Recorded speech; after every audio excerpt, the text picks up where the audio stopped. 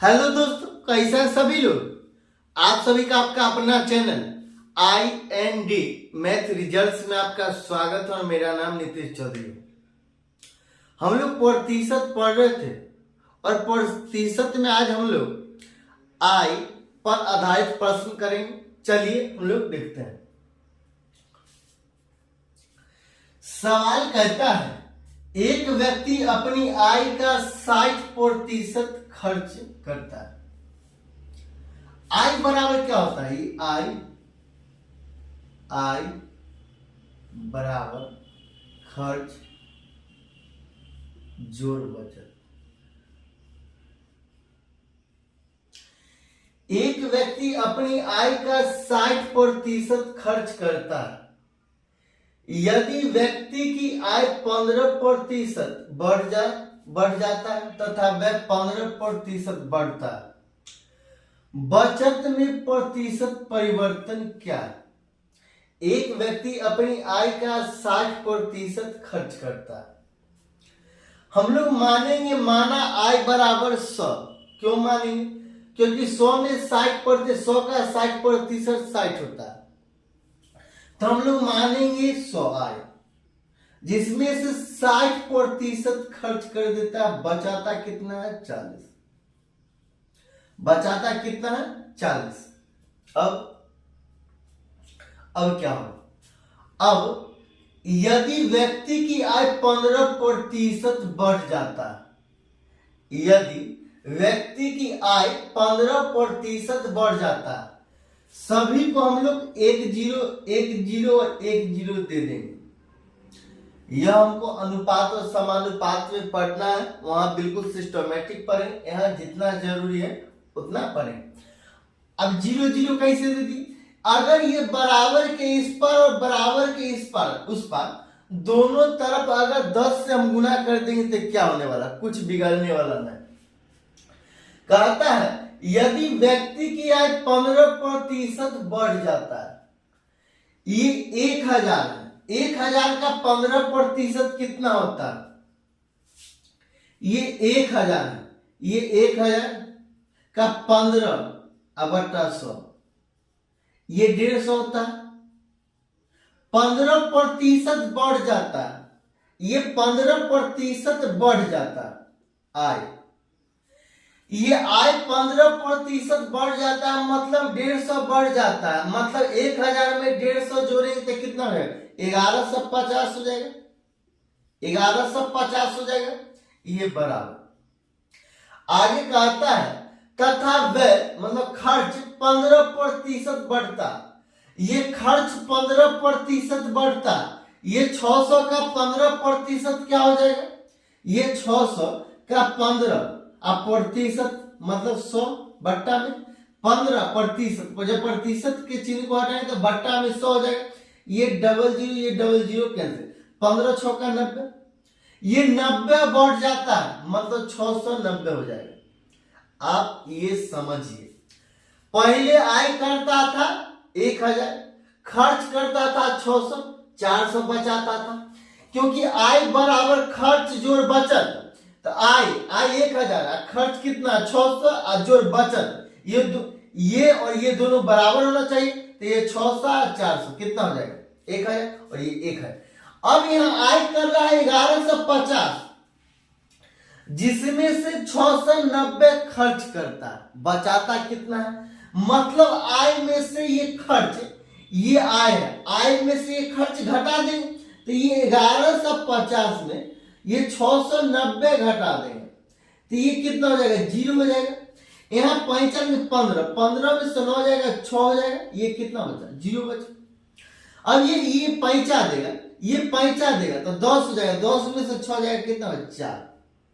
ये 460 हो जाएगा, ये 460। और आगे सवाल में कहता है बचत में प्रतिशत परिवर्तन क्या है? पहले बचत हो रहा था 400, अब हो रहा है 460। परिवर्तन हुआ है। कितना का परिवर्तन हुआ? ये 60 का परिवर्तन हुआ। कितना का? 60 का। कितना में से? 400 में से। ये फ्रैक्शन में है, हमको पूछ रहा है प्रतिशत में। और फ्रैक्शन को प्रतिशत में बदलने के लिए हम लोग 100 से गुना करते हैं, तो ये गुना 100, ये गुना 100, ये डबल जीरो कैंसिल, ये 4 को 15 बार पढ़ने के बाद 60 कैंसिल हो जाता, इसलिए 15%। यही आंसर। फिर अगला सवाल कहता है एक व्यक्ति 8550 रुपया में से 5700 रुपया व्यय करता, यदि आय तथा व्यय में 19% तथा 13% की वृद्धि हो तब बचत में प्रतिशत परिवर्तन क्या होगा। ये आय बराबर खर्च जोड़ बचत, ये आय बराबर खर्च जोड़ बचत है। आय, एक व्यक्ति 8550 रुपया में से 5700 रुपया व्यय करता है, मतलब आय करता है कितना 8550। अब ये 5700 रुपया व्यय करता है, मतलब ये 5700 रुपया व्यय करता है, फिर बचाता कितना। इसका एगो, जब इसको ऐसे बनाइएगा बचाता कितना है, 8500 में से 57 से घटा देंगे, फिर 19% की वृद्धि होगी, फिर 13% की वृद्धि होगी। यह बहुत लंबा प्रोसेस है, इसको 5 सेकंड के अंदर बनाने का कमाल का एक तरीका है। चलिए हम लोग देखते हैं। ये 8550 और ये 5700 का हम लोग अनुपात निकालेंगे। अनुपात निकालें तो देखिए, ये 8500, ये 8500 और ये कितना है 5700। ये 0 से 8550 है, सॉरी, ये 0 और ये 0 कैंसिल हो जाएगा। 5 से काटेंगे तब 5 एकम 5, 3 5, 5 सत्ते 35 और 5 एकम 5, 171 बार। 5 से काटेंगे तब 5 एकम 5, 7 0, 5 एकम 5, 5 एकम 5, 5 एकम 5, 2 0, 2 0, ये 4 बार में कैंसिल हो जाएगा, 5 20। अब 19 से काटेंगे तो 19 से काटेंगे तो ये 9 बार में, ये 9 बार में, ये 9 बार में कैंसिल हो जाएगा। 19 नामा 71 से ये 6 बार में। अब इसको 3 से काटेंगे तो 3 बार में, और इसको 3 से काटेंगे तो 2 बार में। तो ये 3 रुपया कमाता, 2 रुपया खर्च करता। अगर दोनों तरफ अगर हम 100 से गुना कर देंगे तो क्या हो जाएगा, ये 300 हो जाएगा, ये 200 हो जाएगा। 300 आय करता है, 200 खर्च करता है, बचाता 100। इसको इसीलिए सिंप्लीफाई किए हैं क्योंकि 300 का 19% निकालना आसान है, 200 का 13% निकालना आसान। जब वैसे बनाते तो आपको 5 मिनट लगता है इस सवाल बनाने, बहुत लंबा प्रोसेस जाता है। तो यहां पे कहता है यदि आय तथा व्यय में 19% तथा 13% की वृद्धि हो। ये 300 का 19% कितना होता है ये 300 का 19% होता है 57। कैसे, ये 300 का 19 अब प्रतिशत के चिन्ह को हटाएं तो बटा में 100, ये डबल जीरो कैसे 19 या 57।